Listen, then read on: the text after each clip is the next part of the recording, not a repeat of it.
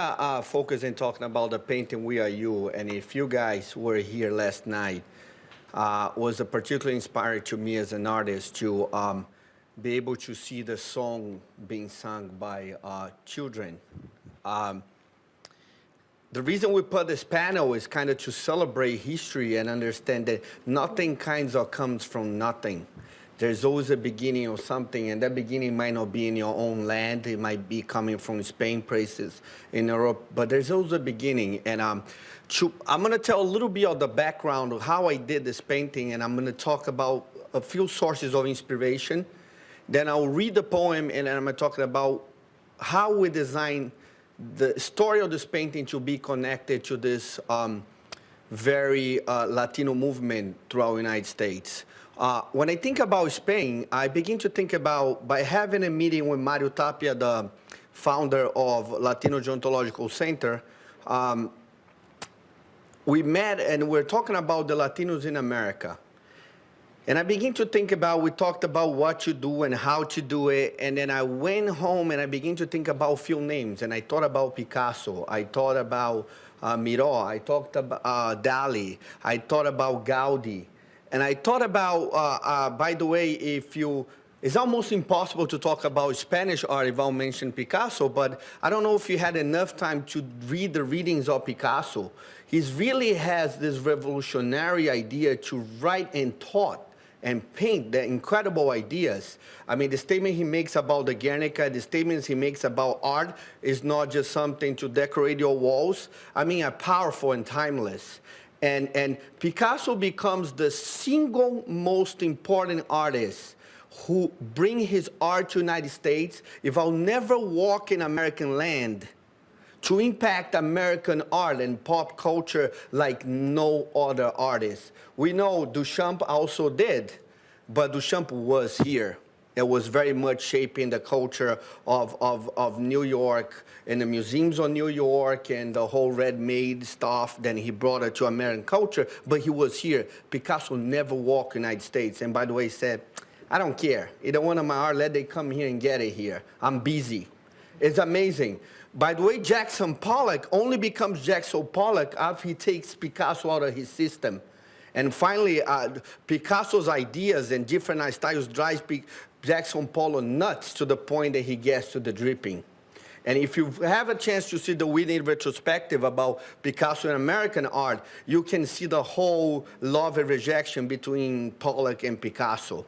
Anyway, I just threw that nugget out there to understand how Spanish art and European art is so powerful, and we cannot just kind of say, well, we're doing a new thing. Maybe we're reinventing, maybe we're adopting, maybe we're just shifting here and there. But history is a very important element.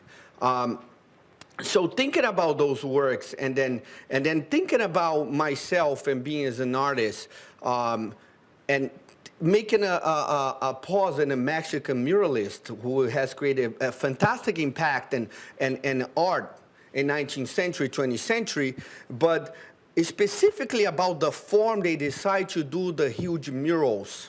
And if you have a chance to read the manifesto, what they wrote things like, we don't want to put paintings and easels and have this kind of bourgeois collecting system. Then if you're rich, you can buy the art and you can commission me to paint your face if you are king or somebody with a lot of money. We want to get this in big walls, and we want to impact society. I want to empower people to think.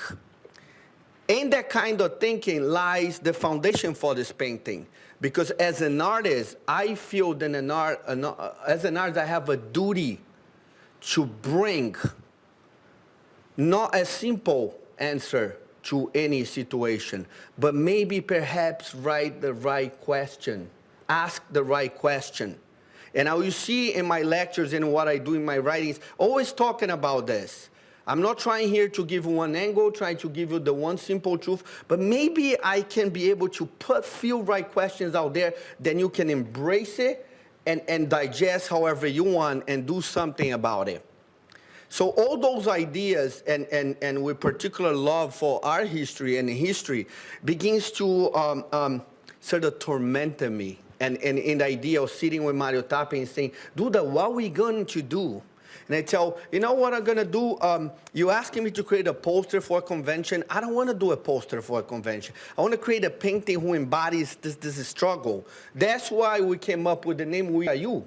Because I said, here, there's a problem of understanding what's going on. We Are You means I'm you and you is me. I mean, this is like a third generation issue going on in this country. And not all Latinos here are illegal. It's not every, and by the way, not all illegal is Latino. That's right. So we need to break and we need to begin to destroy the stereotypes, ideas of thinking about it. Remember, we're in a global culture now. We're not in a Cold War and there's Russia, United States, and everybody else. It doesn't work like this anymore. You don't want to do business? I'm telling you something. I'm from Brazil. There's at least 10 countries doing business all the time with Brazil. And there's other places all over the world happen this very organic thing. Then each one does business however they can, however they see the particular interest.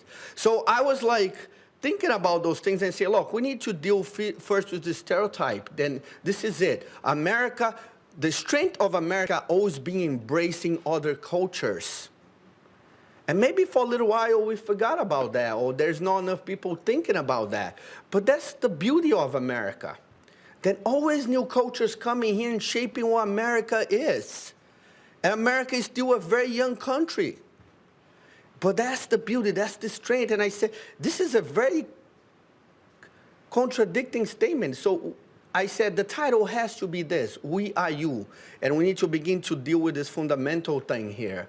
So what I did is I began to combine few ideas. For instance, I took the idea of pop art and pop culture in the Americana of incorporating American flag. And so I took the American flag and I kind of tweak around it. And I put this very social, revolutionary, Spaniard, Mexican, whatever you say, Latino approach. So there you have sort of the Statue of Liberty, Mother America sitting in the middle of the flag, pointing to a new star and saying, guys, the population are changing, Americans is still changing, and here's the new star, is the Latino who are us. So he points to the gold star over there.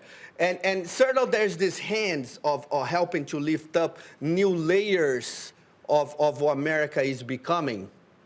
That's not something new, but it's there. And then I wrote all those other countries who are dealing with a second issue of Latinos being like, or if you're Latino, no, we're going to just talk about Latino Mexicans or Latino Puerto Ricans. I mean, this is not how you understand the Latino population. The Latino population are all these people with the differences, but with one thing in common. They perhaps are Americans, and they perhaps make the new landscape of America in the 21st century. And so I combine all of that in the painting.